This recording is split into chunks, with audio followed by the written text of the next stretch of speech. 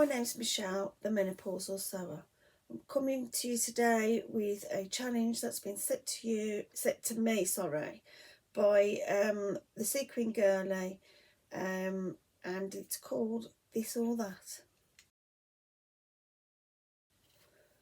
The This or That challenge has been given to me by Sam from the Sequin Girlie, but originally it was set up from Julie from the Curated Curvy. Now, Therese yesterday from the Lost My Thread, she done a This or That yesterday, and it was really good actually. So I hope to God I can live up to this. And as I said, it was given to me by Sam from the Sequined Girlie. This or That, excuse me if I'm looking down because I've got my notes here, excuse me. This or That challenge is in 4 parts, and it's sewing prep, fabrics, clothing construction, and sewing habits. They've all got questions to it, and I'll get right to it now. Part 1, sewing prep. Buying new or destashing. Now, I tend to buy new because I always think that if I use from my destash, sometimes it does what I've got in destash is already being planned out for what I want to make. So if I want something new, I tend to buy, if I buy a new pattern and I want to make it up, I tend to buy new material, fabric that goes with it. So that's that one. PDF versus paper patterns. Now, I do like the paper patterns, but I like them to be stored for future. But I do like a PDF because PDFs can be kept online, and you can print them off as many times as you like and cut them out as many times as you like. And I do like the process of sellotaping them all together, and looking at the pattern as it follows. So that was number 2 from the sewing prep. Cutting or tracing. Now, I am a tracer, mainly because I have put on lots of weight, 1.5 stone, nearly 2, since going through the menopause. So I do tend to trace, because if I cut a pattern out, I can't go back to that pattern that I like. And when you trace, you can discard that one and then go back to it, and cut and trace a new pattern if I've lost weight. So that's that one. And the next one is muslin or just go for it.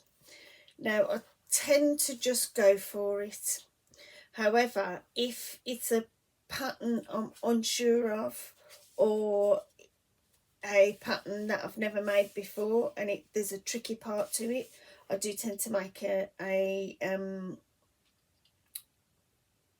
muslin up of it to see if I can do it, and figure it out. However, that didn't work for the Davenport dress, did it? So there you go. Part 2, fabric. In-store or online shopping. Now, all us ladies like to like to go to in-store. That's mainly just to feel the fabrics and have an idea of what you could make out of it, and have a nice look around and mooch around and stuff. So yeah, we like to do that, but I mainly shop online, and I like to shop online because I like to get the happy mail. So yeah, I do like that. Knits or wovens. Now, I do like a knit, because I do like to make up quick things from knits, jerseys, stuff like that. I do like a quick one, but I do like woven actually, because woven gives you the structure like this that I've got on today. This is a viscose, but it is like a lovely, it gives me the puffy sleeves, but this is a Galaxy tee, and it comes, excuse me, and on my tiptoes, it comes basically down to my waist. See if I can tip it down a bit. It comes down to my waist, and I do like that. I do like that. So that's the way it is, and I do. That's why I mainly like to have wovens. Now, wovens from the sagebrush top is brilliant in a sagebrush top. So yeah, I like that. So that's knits versus wovens. Number 3 is tumble dry or line dry. Now, I do like to see all my fabric being washed and on the line. However, sometimes with the amount of washing that I do have, I can't fit it on the line. But I do like to see it on the line. However, as well, I do tend to mainly tumble dry, because I like to get the shrinkage first before I cut it out.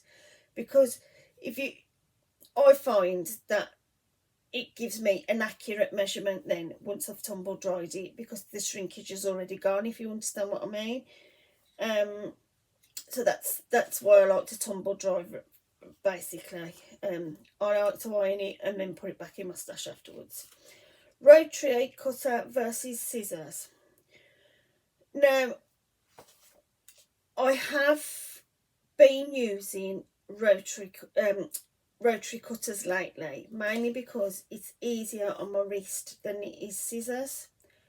But beforehand, I have used scissors, and I've found sometimes that when I use scissors, it lifts the material up, and I tend to have a different measurement to what I did beforehand. So lately I'm using the rotary cutter, which gives me a bit more accurate measurement, and also it's easier on my wrists as well. So there you go. Part 3, clothing construction. Following a pattern, instruction, or winging it. Right, I tend to wing it a little bit. Excuse me, there's a dog in the background who he's playing with his food bowl, so I do apologise for the noise. Yes, I do tend to wing it a little bit if I think I know what I'm doing. However, sometimes winging it is not always the way I should be going, because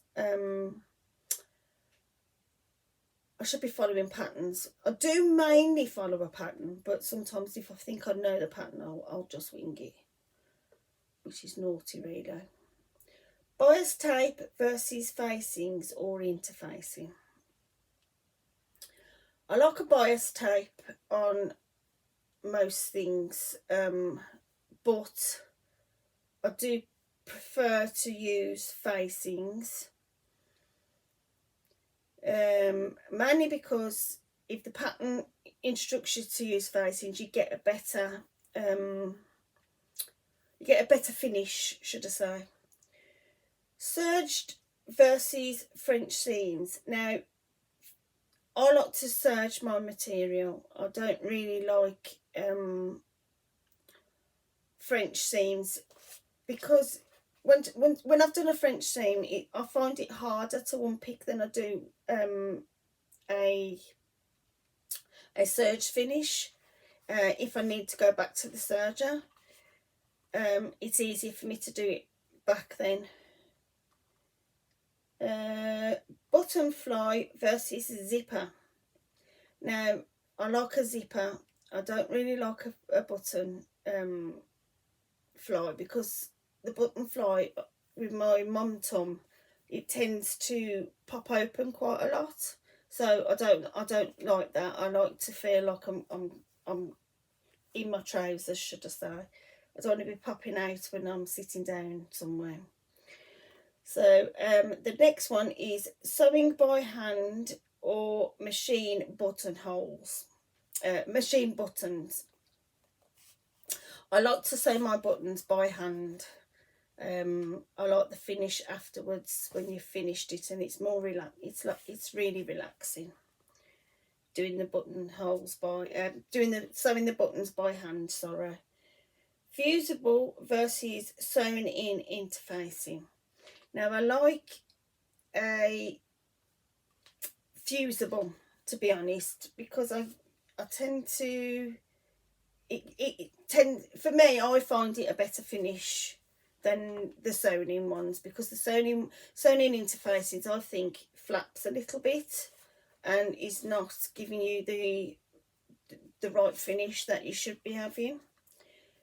Right, snip as you go or all at once.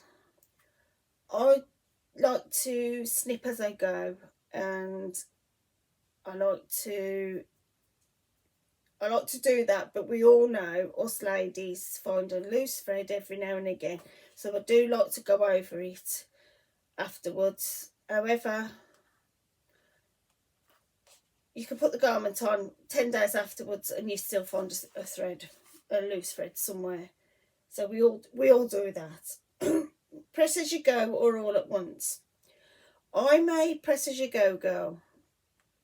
I find that doing this helps me get an accurate finish. I don't like to do it all at once because the pattern, you do what the pattern says, or you should be, and B, I can see what I'm doing basically. So that's part 3. We're now on to part 4, which is the finishing ones. Part 4 is sewing habits.